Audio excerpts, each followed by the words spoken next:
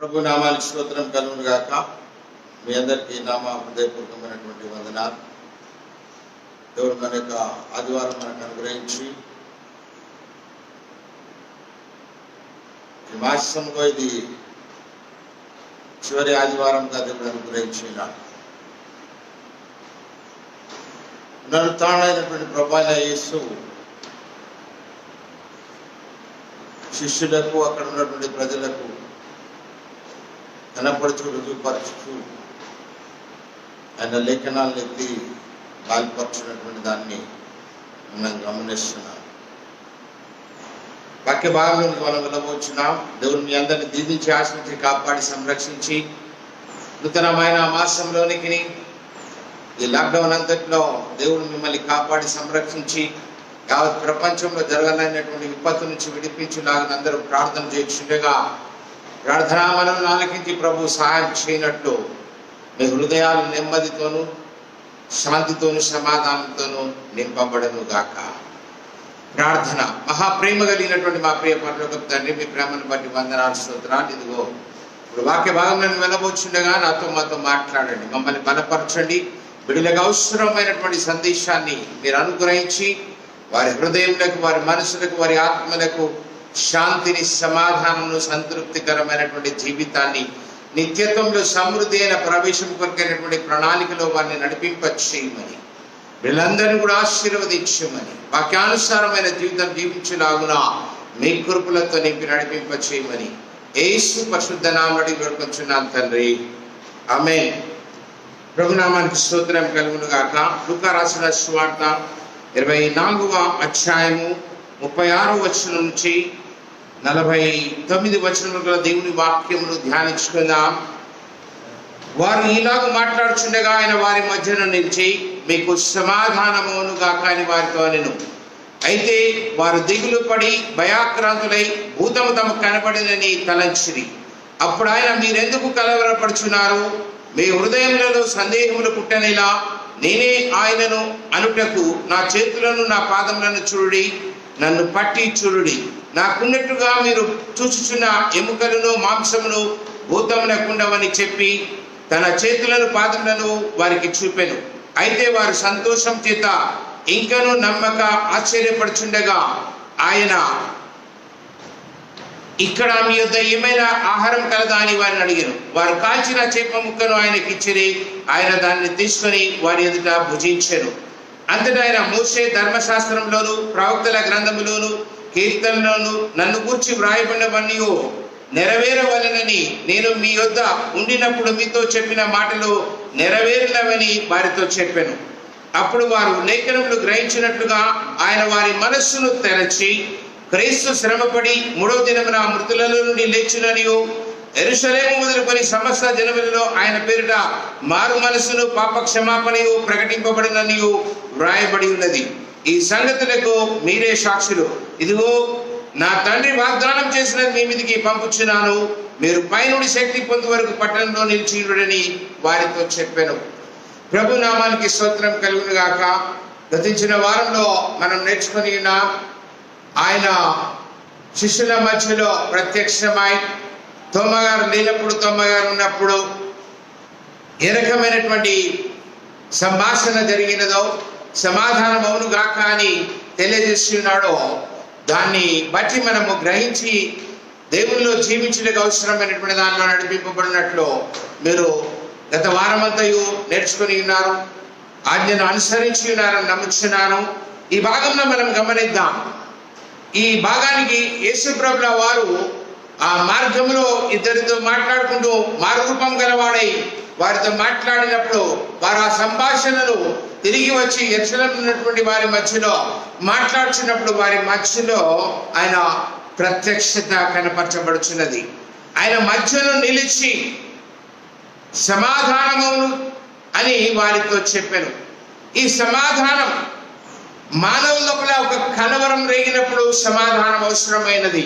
కుటుంబంలో ఒక కలవరం రేగినప్పుడు సమాధానం అవసరమైనది. సమాజంలో జరుగుతున్నటువంటి వాటి విషయంలో కలవరం కలిగినప్పుడు సమాధానం అవసరమైనది. జరిగినటువంటి సంఘటనను బట్టి సమాధానం చాలా అవసరమని, హృదయానికి, మనసుకి, ఆత్మకు ఎంతో అవసరమైనటువంటి సమాధాన సంబంధమైన దాన్ని ఆయన ప్రత్యక్షతలో చూపిస్తున్నాడు. అదృశ్య రూపము, దృశ్య రూపము. అదృశ్యంగా ఉండి దృశ్యుడిగా వచ్చినాడు. ఈ యొక్క సాదృశ్యంలో జాగ్రత్త కలిగినటువంటి వారమై జీవించాలని మిమ్మల్ని నేను బ్రతిమలాడుచున్నాను.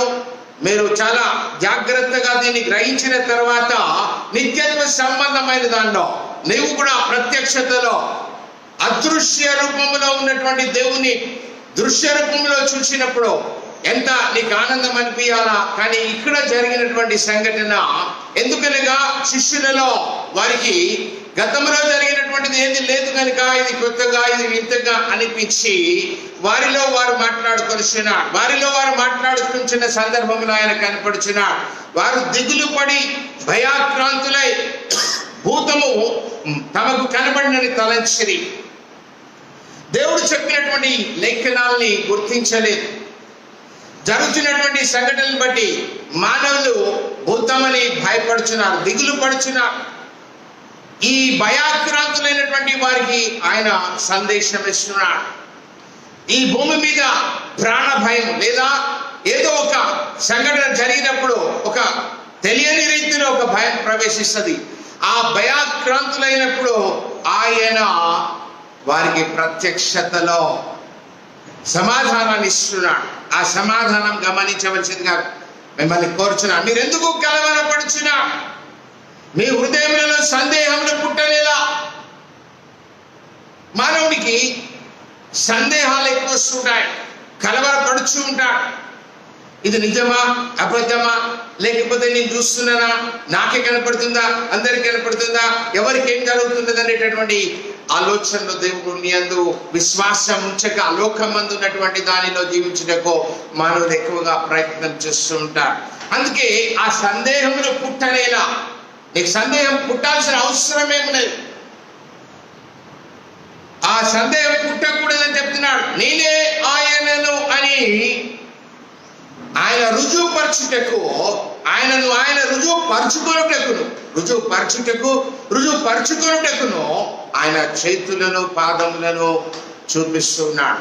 చూడుడి, నన్ను పట్టి చూడుడి.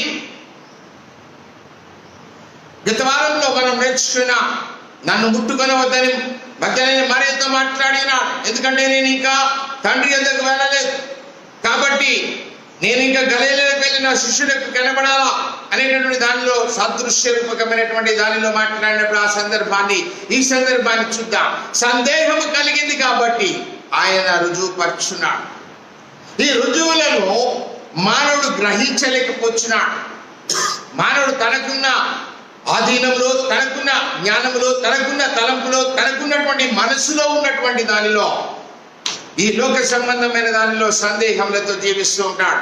ఆ సందేహములను ఆయన దూరం చేయటకు స్పష్టంగా మాట్లాడుతున్నాడు. నా చేతులను చూడుడి, నా పాదములను చూడుడి, నన్ను పట్టుకొనుడి. ఇక్కడ చాలా జాగ్రత్తగా గమనిద్దాం మనం. చూడుడి అనగా నువ్వు చూడాలి. నీ నేత్రము చూచేదై ఉన్నావు, నీ కన్ను చూచేదై ఉన్నావు, చూచిన దాన్ని గ్రహించేదై ఉన్నావు.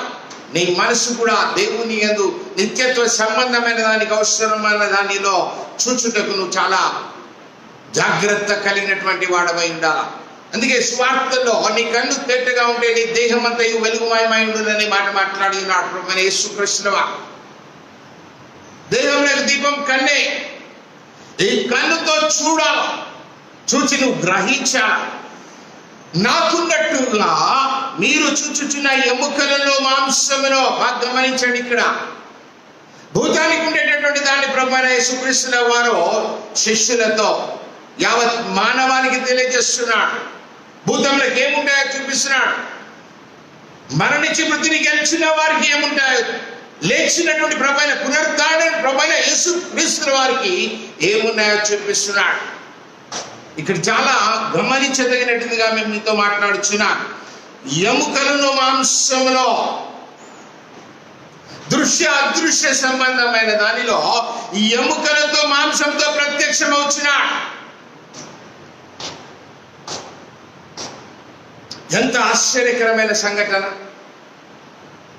మానవుడు చనిపోయి తిరిగి లేచిన తర్వాత ఏ రకమైనటువంటిదిగా ఉండదో పునరుత్థానుడైన యేసుక్రీస్తు ప్రభుల వారిని బట్టి మనం గమనిస్తున్నాం. రేపటి దినమున మన విశ్వాసం దేవుని సత్య సంబంధమైన దానిలో జీవించి నిత్యత్వంలో ప్రవేశించాలనంటే ఆ కడపుర శబ్దం విన్నప్పుడు మృతులు సజీవులుగా అయి మహిమా స్వరూపమును, మహిమా రూపమును, మహిమా శరీరమును ధరించి ఆ మహిమా శరీరం యొక్క వివరణ ఇక్కడ ఇస్తున్నాడు. ఇది చాలా శ్రేష్టమైనటువంటి అనుభూతి. మానవులుగా మనం పుట్టినా పాపంలోనే పుట్టినా పాపంలోనే మరణిస్తున్నా పాప విమోచకుడిగా వచ్చి ఆ పాప విమోచన అనంతరం మృత్యుంజయుడైనటువంటి ప్రభువైన యేసుక్రీస్తు వారి ద్వారా మనకి గొప్ప సందేశం, ఈ గొప్ప అనుభూతి, ఈ గొప్ప మర్మ సంబంధమైన తెలియజేస్తున్నాడు. భూతములకు ఏముంటాయో చూపిస్తున్నాడు.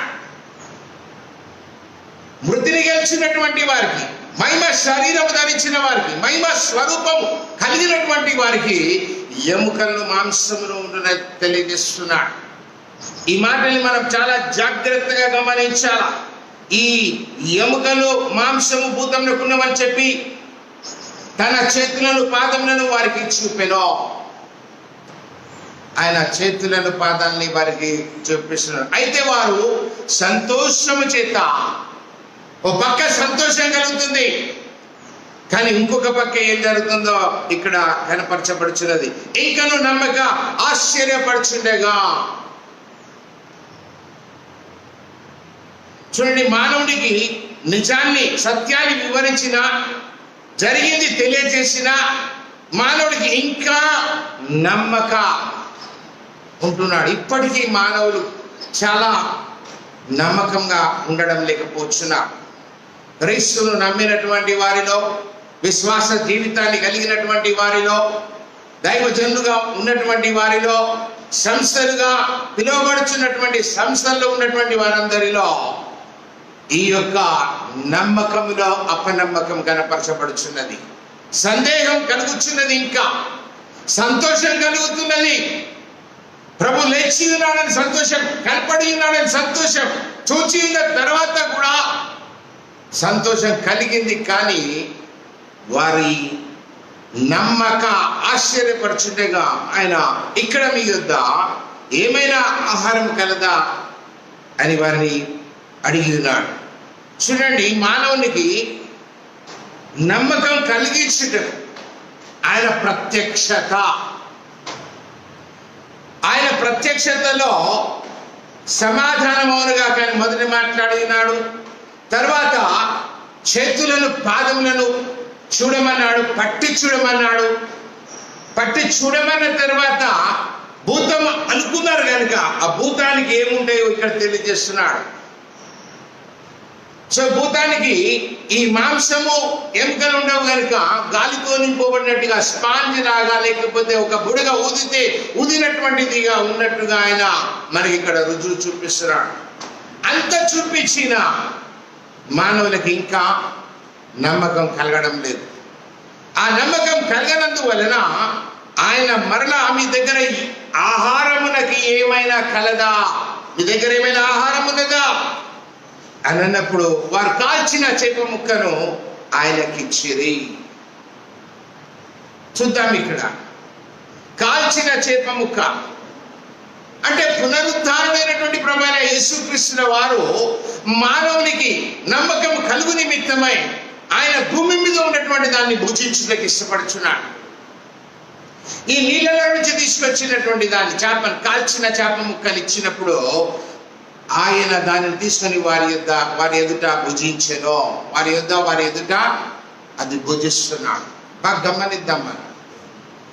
అనంటే పునరుద్ధాన సంబంధమైనటువంటి అనుభూతిని కలిగిన తరువాత మానవుని నిమిత్తమై, నమ్మకము నిమిత్తమై ఆయన కాల్చిన చేప ముక్కను భుజించి ఉన్నట్టుగా మనం చూస్తున్నాం.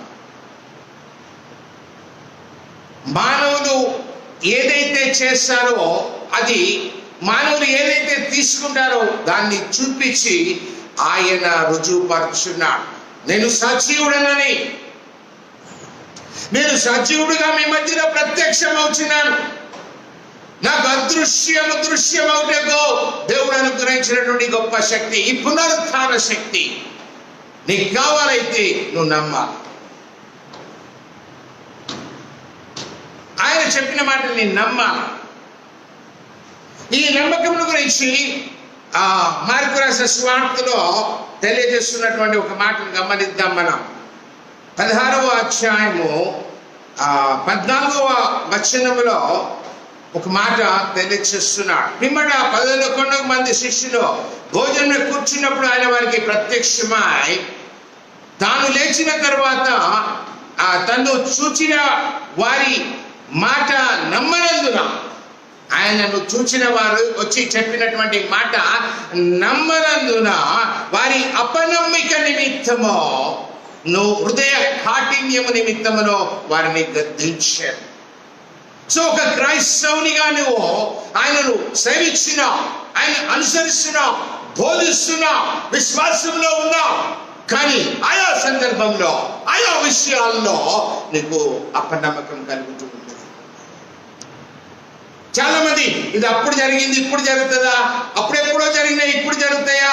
సూర్యుడు అప్పుడు అదే రకంగా ఉన్నాడు, ఇప్పుడు అదే రకంగా ఉన్నాడు. దినము రాత్రి అదే రకంగా వస్తున్నాడు. చంద్రుడు కనపడుచున్నాడు, నక్షత్రములు కనపడుచున్నాయి, ఈ సూచనలు జరుగుతూనే ఉన్నాయి.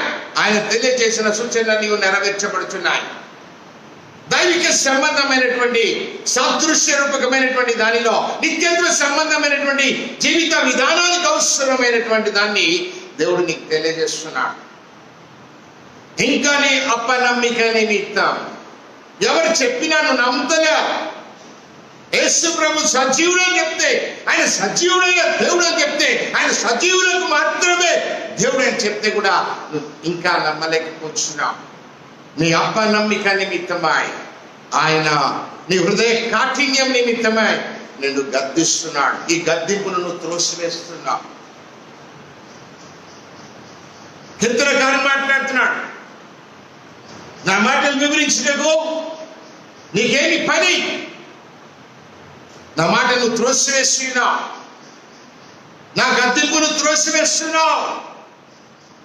నేను నీతో మాట్లాడుచున్నప్పుడు, నీకు నమ్మిక కలిగిస్తున్నప్పుడు ఎవరు చెప్పినా నువ్వు నమ్మాలా. నమ్మకం చాలా శ్రేష్టమైనది. నీవు నమ్ముచున్నావా అని అడిగినప్పుడు నమ్ముచున్నాను కానీ నాకు అపనమ్మకం రాకుండా ప్రార్థన చేయమని, సహాయం చేయమని అడుగుతున్నాడు ఒక సందర్భంలో. కనుక నీవు శిష్యుడుగా ఉన్నట్లయితే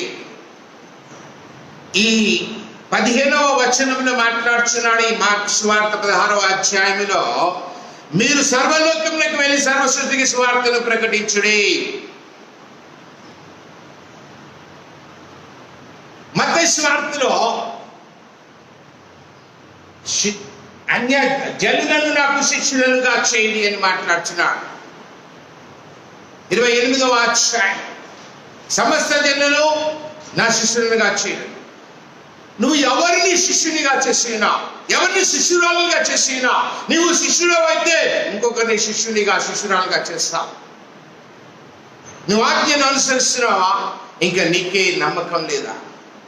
నీ నమ్మిక నిమిత్తమై నిన్ను గద్దిస్తున్నప్పుడు, నీకు బుద్ధి చెప్పించినప్పుడు నువ్వు లోబడి ఆయనను నీ స్వంత రక్షకునిగా స్వీకరించి, అంగీకరించి, అదృశ్య రూపంలో ఉన్నటువంటి ఆ యొక్క మహిమ శరీరముతో ఆయన ప్రత్యక్షమైనప్పుడు ఆ ప్రత్యక్షతలో నీవు ఉండాలని దేవుడు నీతో మాట్లాడుచున్నాడు. ఒకవేళ నీలో ఇంకా మృతతుల్యమైనది ఏదైనా ఉంటే, ఇంకా ఏదైనా చేదు ఉంటే, ఆ చేదైన వేరును తీసివే, ఇష్టం లేనటువంటి దాన్ని తీసివేయి. నీకు ఇష్టమైనది కాదు, దేవునికి ఇష్టం లేనటువంటి దాన్ని తీసేయి. నువ్వు అలవాటైపోయిన జీవితంలో జీవిస్తున్నావు.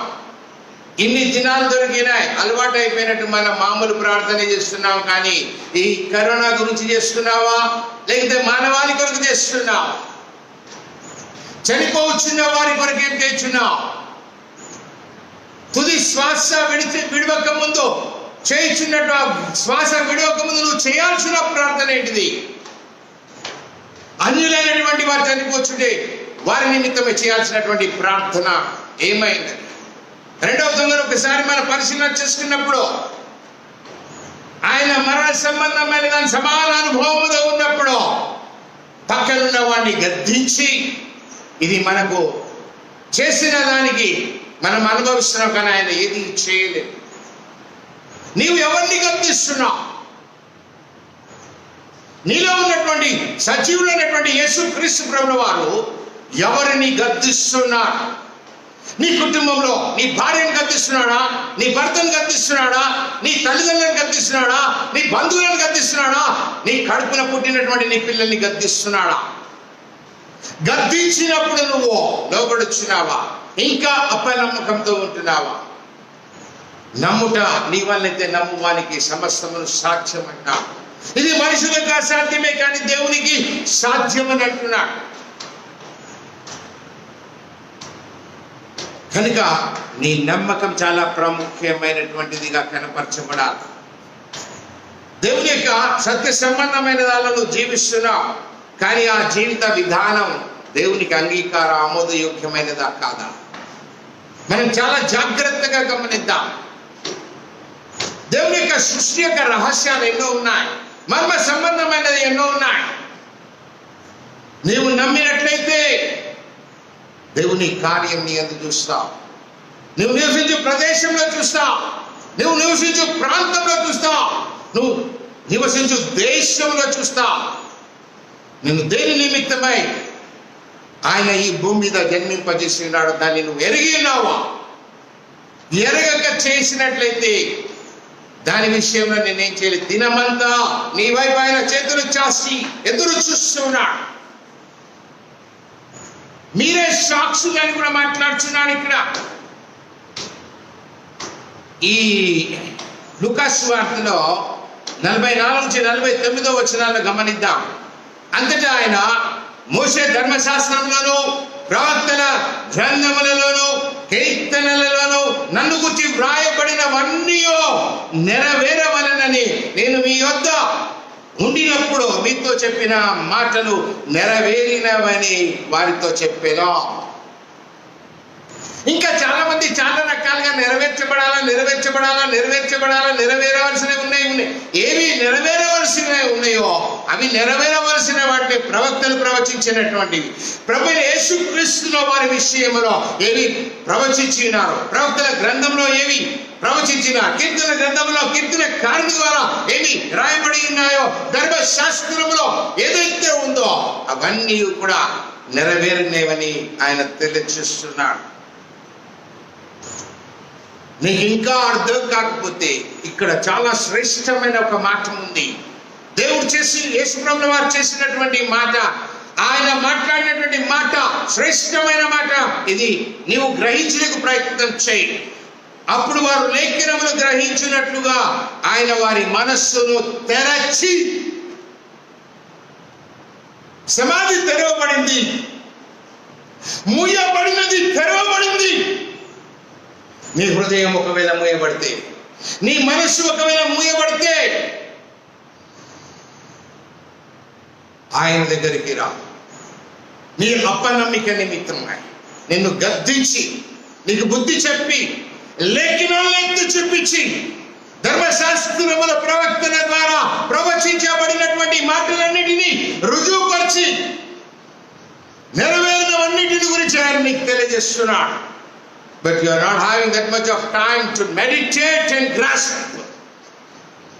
నీవు దాని గురించి ధ్యానించి దాన్ని గ్రహించడానికి నీకు అంత సమయం లేదు. నీ రొటీన్ వర్క్స్ లో నువ్వు బిజీ అయిపోయావు. నీ బిజీ లైఫ్, నీ యొక్క ఆహార పదార్థముల విషయమై, నీ కుటుంబం విషయమై, నీ యొక్క సంపాదన విషయమై, ఈ భూమి మీద కావలసిన వాటన్నిటి విషయమై నువ్వు చాలా ప్రయాసపడుచున్నావు, చాలా ఆలోచనలు కలిగి ఉన్నావు. నేనేం చేస్తే బాగుండను, నాకేం జరిగితే బాగుండను అనుకుంటున్నావు. కానీ దేవుడు నిన్ను జన్మింపజేసిన దానికి సాదృశ్యముగా నువ్వు చేయాల్సిన ఏమి చేయలేకపోతున్నావు. అందుకే ఈ లేఖనములు గ్రహించున్నావునా, కీర్తన గ్రంథంలోని మాటలు గ్రహించులాగున,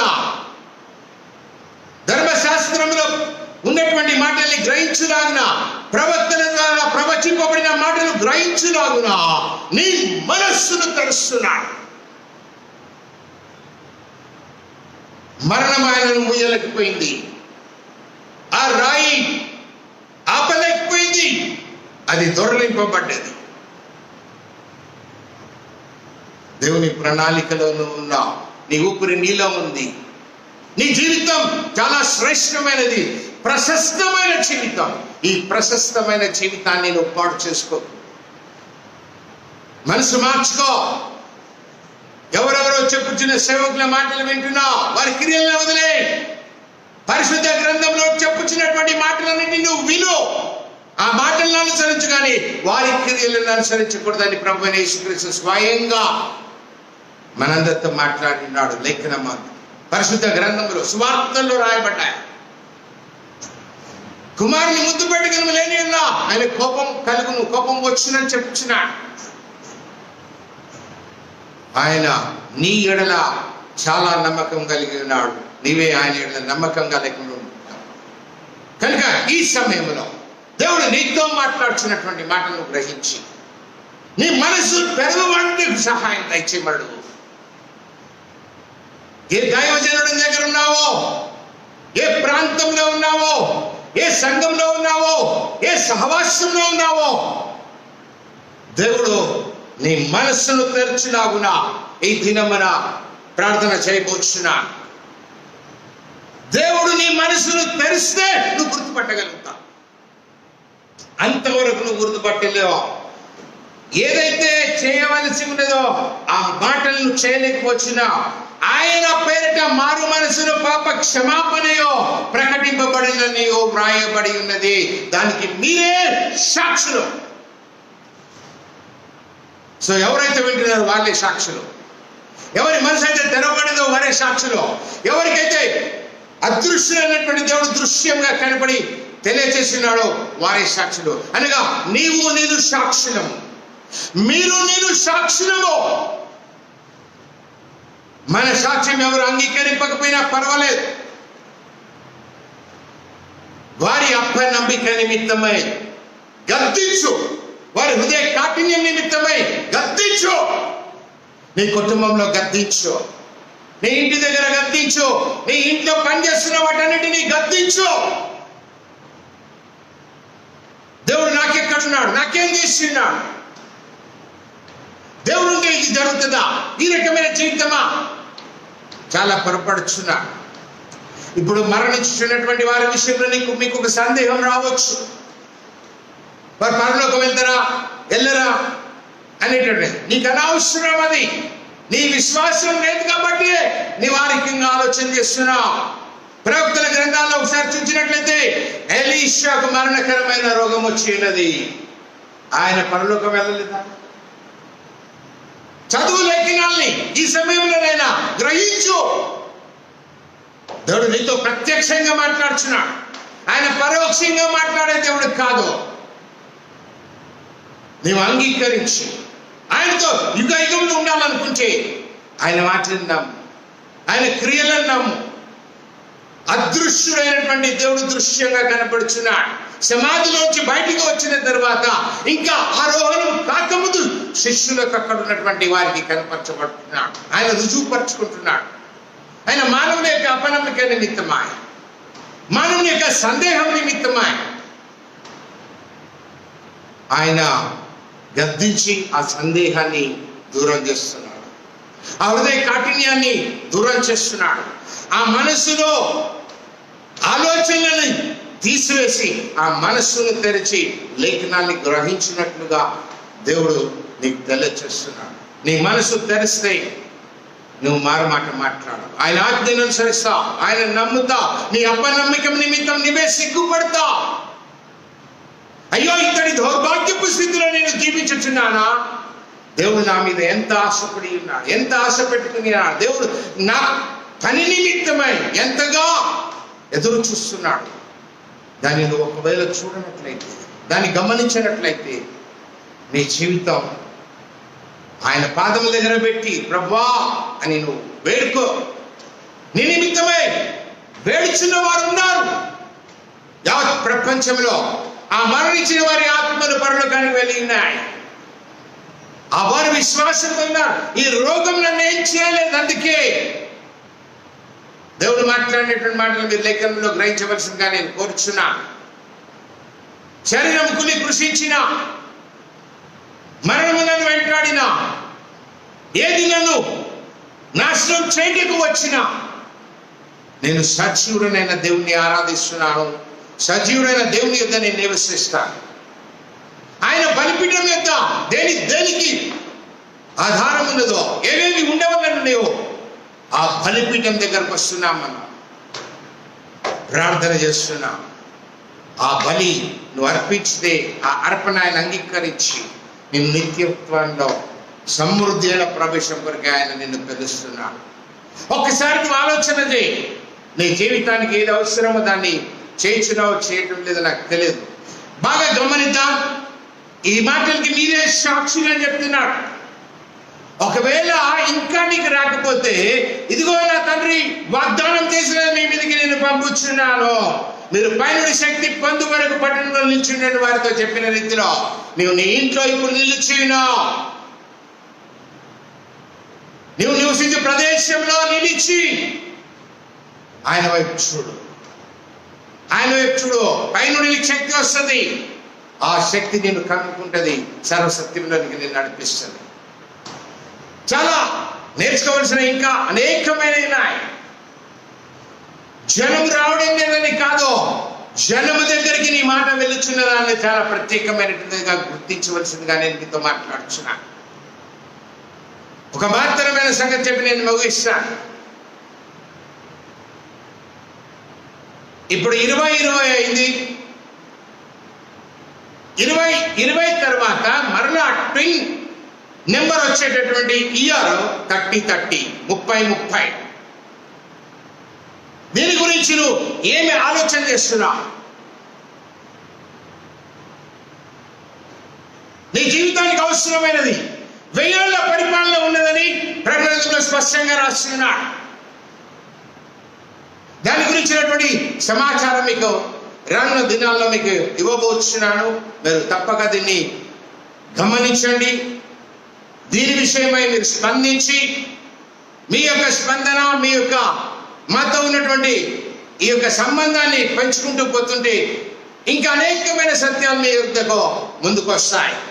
చూడండి, ఇది లాస్ట్ డికేడ్ అవ్వచ్చు. ఒకవేళ ప్రభువైన యేసుక్రీస్తుల వారు ఈ భూమి మీద జన్మించిన జన్మం నుంచి ఆయన స్వార్థ పని ప్రారంభించిన దాకా 30 సంవత్సరాలు తీసుకుంటాడు.